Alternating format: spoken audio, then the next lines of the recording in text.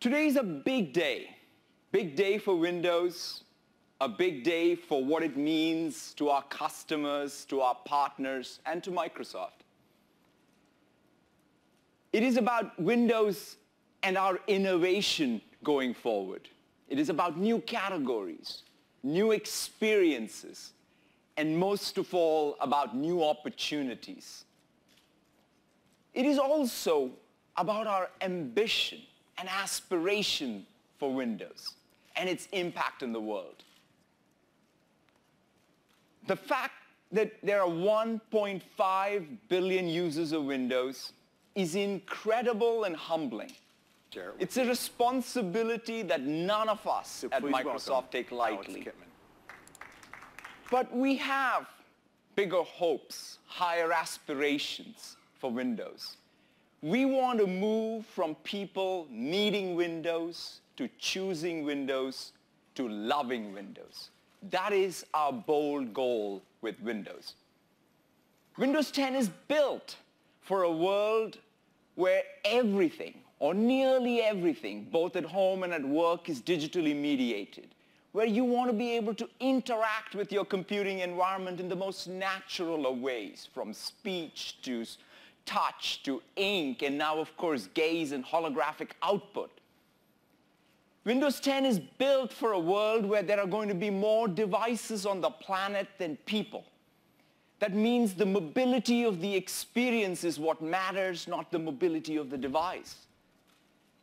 Windows 10 is built for a world where not only are you consuming lots of data and content, but you're generating lots of data about yourself, about your environment, and you want to be able to reason over all of that in a trusted way so that you can enhance the very experiences across devices. Windows 10 ushers in an era of more personal computing in a mobile-first, cloud-first world. You saw the experiences throughout the day. It's not just a checklist of features. It's that design sensibility that allows us to put the more personal into computing and build things that center around you. You see that in the way we've approached Cortana and how it knows you on all your devices and helps you proactively. How our Spartan browser will enable you to browse the web and annotate the web and share the web.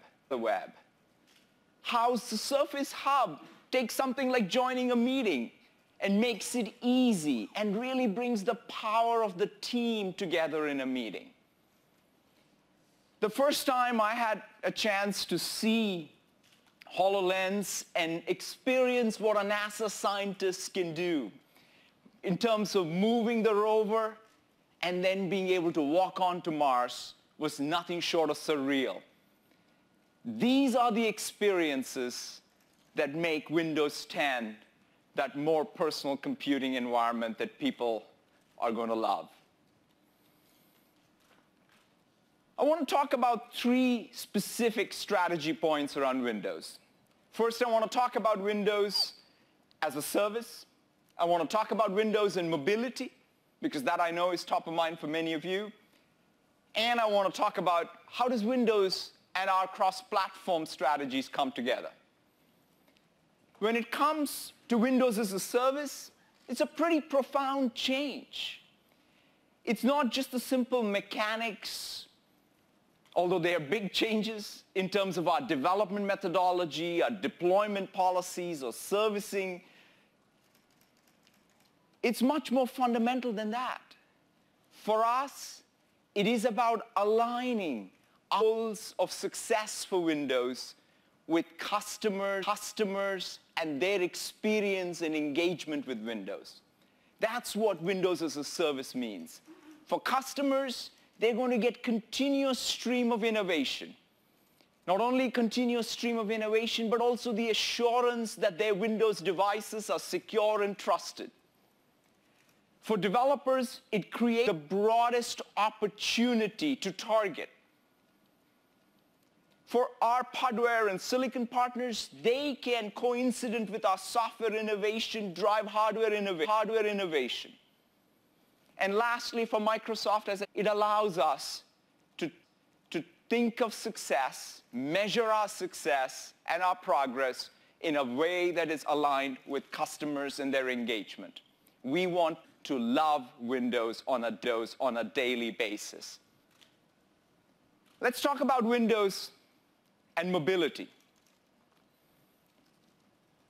Throughout today, you saw an explicit focus on mobility of experiences. That's in the full arc of time. When we talk about mobility, it is not about the mobility of any single device, but it is the mobility of the experiences across devices. That is what we are focused on. We're into Windows, the experiences from productivity to gaming, how Spartan and the browser comes together, how Xbox Live comes together to enable that seamless crossover across devices as you move around at home. We also have unified our developer platform. The universal application platform is what now runs across the phone, the PC, and the TV. And of course, now new categories such as holographic. And the fact that we've unified the application platform means developers can write applications that can target the widest set of Windows devices. We have a unified store that means creates a unified way for you to as a developer. And we believe that's what's going to make us attractive for developers to write universal applications. And lastly, we absolutely are committed to bringing a great lineup of hardware. You saw some of the hardware innovation that's driving and stimulating demand with our Surface Hub and what we are doing with HoloLens. And you can be assured that we will do some fantastic work from the flagship phone to the affordable smartphone and have a full lineup of phones that will be available with Windows 10. Let me talk a little bit about our cross-platform approach. Simply put, Windows is the best place. It's the home for the very best Microsoft experiences. We are going to have services everywhere. But when it comes to Windows, we're not bolting on apps.